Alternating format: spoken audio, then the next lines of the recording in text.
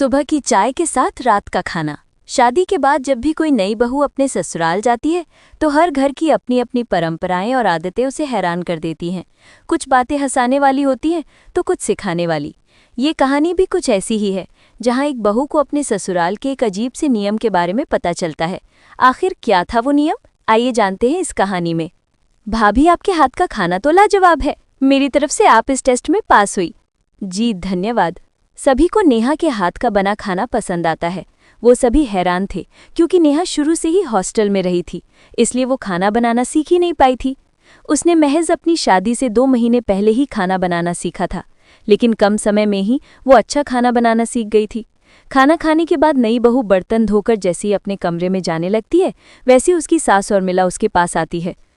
अरे नेहा बहू, तू ऐसा कर, आलू की सब्जी और पूरी बनाकर टिफिन में डालकर रख देना। और हाँ, जितना खाना अभी बनाया था ना उतना ही बनाना। आलू पूरी इस वक्त? लेकिन अभी तो सबने खाना खाया है। खैर, हो सकता है माँ जी को कहीं जाना हो। अब नई नई बहू माँ जी से पूछेंगी तो ठीक भी नहीं रहेगा। कहीं अभी आई है और आते इतने सवाल जवाब करने लगी। नेहा चुपचाप रसोई में गई और काम पर लग गई। कुछ देर बाद उसने खाना बनाकर तैयार कर लिया। चलो, खाना तो रेडी हो गया, अब इसे टिफिन में पैक करके फ्रिज में लगा देती हूँ। नेहा खाना बनाकर फ्रिज में रख देती है, फिर सोने चली जाती है। फिर अगली सुबह सोकर उठती है तो सुबह के 8 बज गए थे। अरे बाप रे, सुबह के 8 बज गए? आज इतनी लेट हो गई। अभिषेक, घर के सभी लोग चले गए क्या? कहाँ चले गए? अरे वो माँ ने कल रात डिनर के बाद मुझसे फिर से खाना बनवाया था और उसे पैक करने के लिए कहा था। तभी उसकी ननद भी वहां आ जाती है। भाभी, आप नहाकर तैयार हो जाओ, आप नई बहू हो इसलिए घर में पूजा भी आप ही को करनी है। लेकिन इन सब में तो ननद जी काफ़ी टाइम हो जाएगा और मुझे नाश्ता बनाने में देर हो जाएगी। अरे उसकी फिक्र आप मत करिए। ऐसा क्यों? वो आपको सब पता चल जाएगा। अब जल्दी से नहा लीजिए, माँ इंतज़ार कर रही है। जी ठीक है। कुछ देर बाद नेहा नहाकर आती है, जिसके बाद सब परिवार वाले मिलकर पूजा पाठ करते हैं और इन सब में सुबह के 9 बज जाते हैं। इसके बाद प्रिया सबके लिए नाश्ता लगाती है, जिसमें वही आलू पूरी होती है जो नेहा ने कल रात को बनाई थी। साथ में चाय भी बनाकर लाई थी।